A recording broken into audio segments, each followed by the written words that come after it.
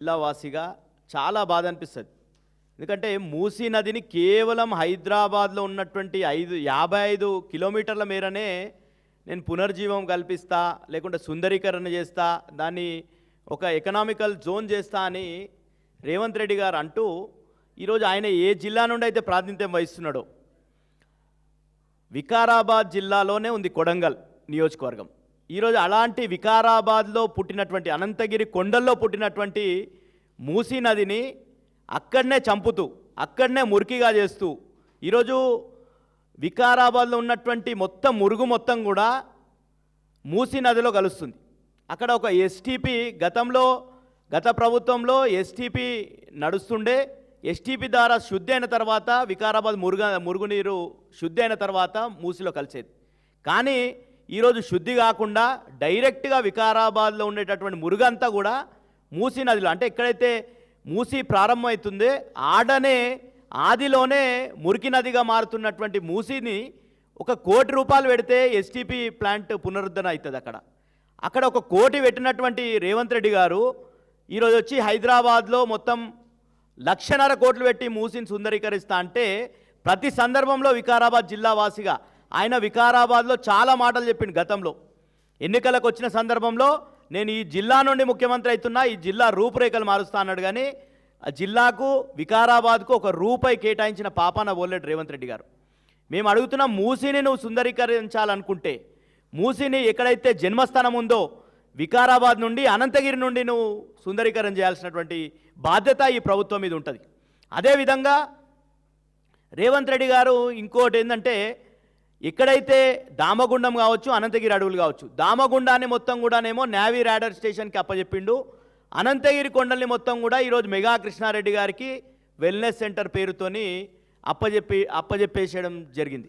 ఈరోజు ఎక్కడైతే ఆ అనంతగిరిలో ఉండేటటువంటి వనమూలికల ద్వారా అక్కడ పడ్డటువంటి వర్షంతో ఆయుర్వేదిక గుణాలతో వచ్చేటటువంటి నీళ్ళను మొత్తం కూడా ఆదిలోనే అంతం చేస్తూ హైదరాబాద్ వచ్చి ప్రజలని ఈరోజు మూసి పక్కకున్నటువంటి వాళ్ళనంతా బఫర్ జోన్ పేరు మీద నిర్వాసితులను చేసి అక్కడ లక్షల కోట్లని ఆ భూమిని తాకట్టు పెట్టే ప్రయత్నం రేవంత్ రెడ్డి గారు చేస్తారు. కాబట్టి దీనికి తప్పకుండా మూసి సుందరీకరణకు ఎవరు వ్యతిరేకం కాదు. గత ప్రభుత్వంలోనే కూడా 31 ఎస్టీపీలు మేము దాన్ని నిర్మించడం జరిగింది.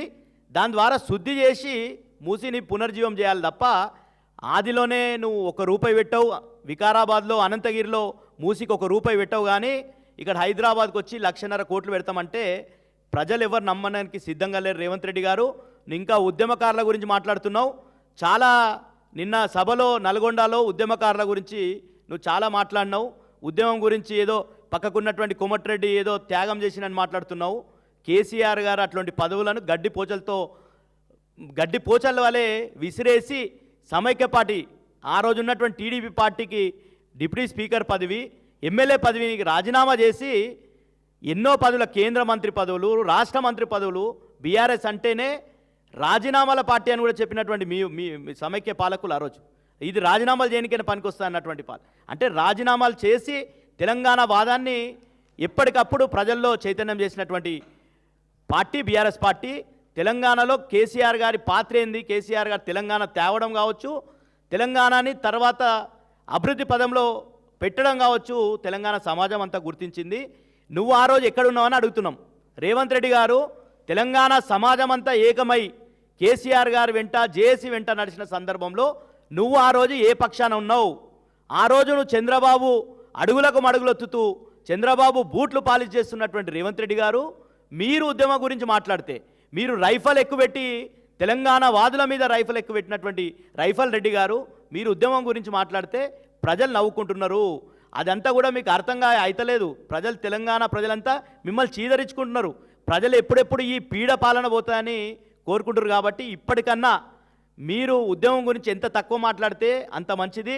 మీరు ఉద్యమకారులకు ఇస్తానన్నటువంటి హామీలు మీరు ఏదైతే మేనిఫెస్టోలో పెట్టిర్రో, 250 గజాల స్థలం కావచ్చు, అదేవిధంగా ఉద్యమకారులకు పెన్షన్లు కావచ్చు, ఉద్యమకారులకు ఉద్యోగాలలో కోటా కావచ్చు, ఇవన్నీ కూడా మీరు ఏదైతే మేనిఫెస్టోలో పెట్టినటువంటి వాగ్దానాలని అమలు చేయాలని చెప్పేసి డిమాండ్ చేస్తున్నాం. Thank you.